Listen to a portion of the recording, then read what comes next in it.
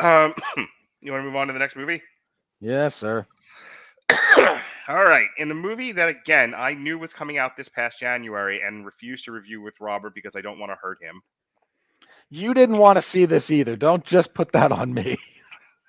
was Lift, starring Robert's favorite comedian, Kevin Hart.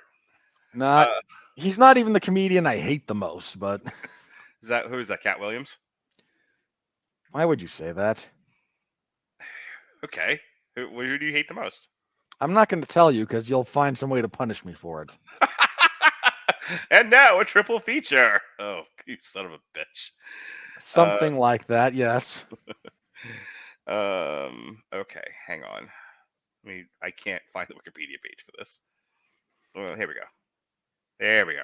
Lift. Lift is a I 2024 got it. American Shut up. action thriller comedy Shut up. starring. Shut. I would love it if people would let me host my own podcast.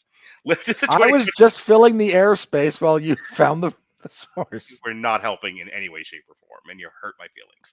Lift is a 2024 American heist comedy directed by F. Gary of Barbershop fame. I hate that man. I'm gonna, for your birthday one year, for the side in front of it all, I'm going to make you do a Long Road to Ruin on the Barbershop trilogy. I'm not even looking at you, but I can feel daggers.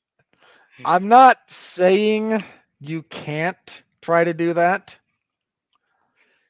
I'm saying I want you to think real long and hard about the implications of broadcasting that to the internet. I feel like you'd show up in blackface just to punish me. Like, you wanted this, huh? This is how you like it? Now for part 2 of the minstrel show.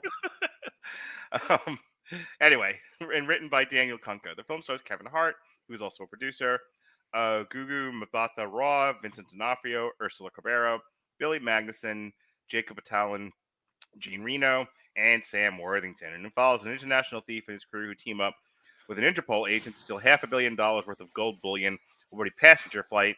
It was released on Netflix January 24th. I'm actually surprised people hate this as much as they do. This was 107 minutes. The budget on it was 100 million, and it's got Well, a 20. I hate the budget. It's got a 29%. So, as I was watching this movie, I couldn't help but think to myself, did someone take all the wrong lessons from Red Notice? And this is the other one I was thinking about. It was Red Notice and something else I was thinking about where I was like, did we learn nothing from these movies? Where was the lesson learned from Red Notice? Oh, people want to see more movies about stealing art. Is that what we got? Was that how we landed on Lift? Let me tell you a couple of things about this movie. I'm sorry. They took the wrong note. They took the wrong lessons from Red Notice in the last few Fast and Furious movies, where we want to see we want to see a gang of thieves do work missions for the good guys, be good guys and work missions, but we also want to see them steal expensive art. That seems to be where the impetus for Lift came from. Now go. Let me tell you a couple of things about this movie. This movie felt like a parody of a heist movie. That's what I'm saying. Like, it looks like that you looked at Red Notice and Fast and Furious movies and all, and these like hyper heist movies, and and then looked at the Oceans and went, let's see if we can make one that takes every single cliche from all of these and put them in a blender and spew out a Kevin Hart movie. Hang on. The reason I say it's a parody is because Kevin Hart is so woefully miscast in this. I mean, comically miscast, not in the way he usually tries to be comic. Mm-hmm. He's supposed to be the mastermind. He's supposed to be the smart one. And there's a handful of lines that, like, you can tell he's supposed to be this coming off as suave. Right. And it all falls so horribly flat because he's not. Right. This is like the worst episode of Leverage ever. It's so. I actually like heist movies in general. Okay, So they're a bit of a guilty pleasure of mine. yeah, it's almost a crying shame we've never gotten to do the Oceans trilogy on Well, Long Road as of yet. I don't care much for those, but that's a whole other discussion. Sure. But we're talking about again the genre. I don't hate the genre. I actually like it. This reads like the script that Morty tried to pitch Netflix when he was trying to pitch a heist movie to them on an episode of Rick and Morty. Like if you told me this was meant to be a Mel Brooks style parody, but everyone just played it straight, I'd believe you. Yeah. That's how dumb this is. Like, they're not in on the joke. Yeah, and the characters are flat and unremarkable. Every possible cliche is present. There's some laughable green screen. I mean, laughable. For $100 million, that some of these shots are just terrible. Yeah. There's nothing good here. It's just dumb, cliche, derivative, ugly looking, miscast, bereft of the fun that's supposed to be part of a movie like this. Well, you say you don't like the Ocean's movies, but they are really, especially the first one. What's fun about the Ocean's movies is how different each character is, and each character plays their role, both in the heist and in the ensemble, differently. So it's a very colorful cast of characters, all doing wonderful and interesting things. That is an essential part of any heist movie. Yeah, the assemblage of the team is the essential component of the heist.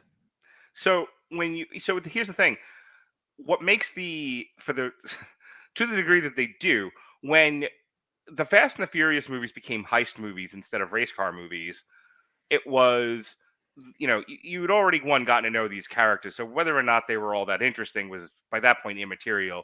You had already bought in to this team and whatever nonsense they were getting into. So at that point, it just becomes about the mission itself and how cool things look, and beyond that. Absent of that, that shouldn't be your starting point. Your starting point shouldn't be, you already know these people, you already love them, now watch them rob a plane full of gold. No. You have to get to know these people, and that's the thing. The movie focuses on the relationship between Kevin Hart and Gugu, and they have fine enough chemistry on screen. I mean, it's not lighting anything up, but they're not. I wouldn't say their chemistry is off-putting either, but little off-putting. But I would say the people making this movie want you to root for them to get together. For him to win her over the course of this heist, and they don't make me care enough. Yeah. So then all that's left. So then you well, what about the other characters? Are the other characters sufficiently vibrant enough to make you? No, they are interchangeable and as plain as the day is long. All right. Well, what about the heist itself? Is the heist itself interesting? Not really. No, not in the least. And then the explanation for everything. Where they go, well, now let me show you what we really did. Here's all the magic that we did, and it's like, who fucking cares? I just wanted it to be over. But by the time we got to the end of this movie, and they were like, and we stole the gold too. Ha ha. Ugh. Fucking fuck this movie. This is not a good movie. It's bad. It's boring. Again, predictable, ugly, uninteresting. At least with Red Notice, if you like Ryan Reynolds' manic motormouth comedy, and you like The Rock being The Rock, and you think Gal Gadot is pretty, there was at least enough to look at in this movie to make it interesting. This movie lacks that. There is nobody in this movie, including Kevin Hart and Gugu, that are as pretty or as talented or as interesting or as funny as Gal Gadot, Ryan Reynolds, and The Rock. There's no combination of them in this movie that's theoretically as interesting as any one of those other three people. Yeah. There's no screen presence here. None. Like I said, your comment that this kind of comes across as a parody is pretty dead on.